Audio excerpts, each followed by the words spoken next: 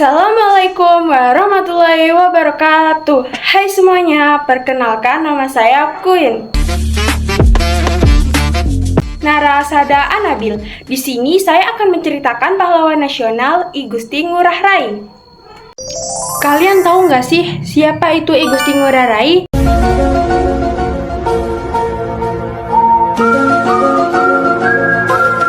Kedengarannya memang tidak asing kan di telinga kalian?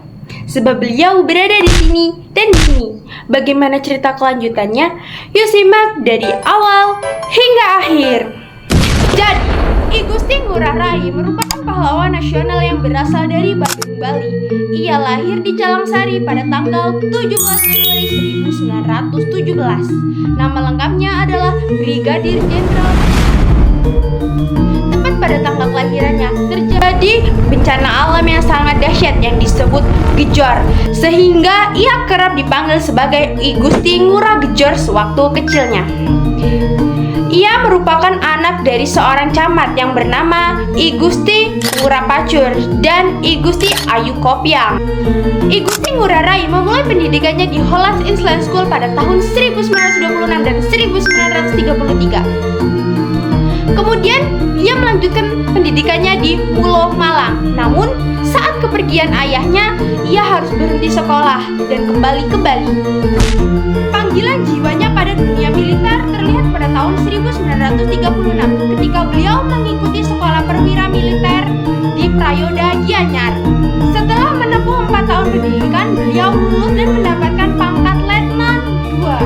Kecerdasannya membawa beliau ke Magelang untuk mengikuti persenjataan berat pada tahun 1941 dan kemudian ia ditugaskan sebagai pendukung pertahanan Belanda di Jawa dan Bali. Akibat serangan Jepang terhadap Bali pada tahun 1942, ia dipindahkan ke Jawa Tengah. Setelah proklamasi 17 Agustus 1945, Ngurah Rai bergerak cepat untuk pergi ke Yogyakarta. Beliau berangkat ke Yogyakarta pada awal 1946 untuk berkoordinasi dengan pimpinan militer utama. Di sana, beliau bertemu dengan Panglima Besar, yaitu Jenderal Sudirman dan Insinyur Soekarno. Atas perintah pusat, beliau diangkat sebagai Resimen Markas Besar.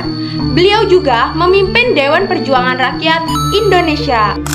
Kejadian krusial dipicu oleh Perjanjian Linggarjati pada tahun 1946, di mana Belanda menjalankan taktik impera melalui negara Indonesia Timur yang diinisiasi oleh Haji Van Mook. Namun dengan tegas, Ngurah Rai menolak mentah-mentah ajakan kerjasama Belanda. Ia membalas surat Belanda dengan perlawanan, yang kemudian memicu kemarahan Belanda berujung pada pengepungan pasukan Ngurah Rai di wilayah Marga dan terjadi pada 20 November 1946 yang dikenal sebagai peristiwa Perebutan Marga Karana. Saat itu, Ngurah Rai terjepit oleh ribuan tentara Belanda yang bersenjata lengkap.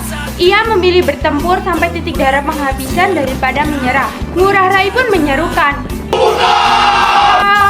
yang artinya perang habis-habisan. Dan ia pun gugur sebagai pahlawan bersama 96 prajuritnya.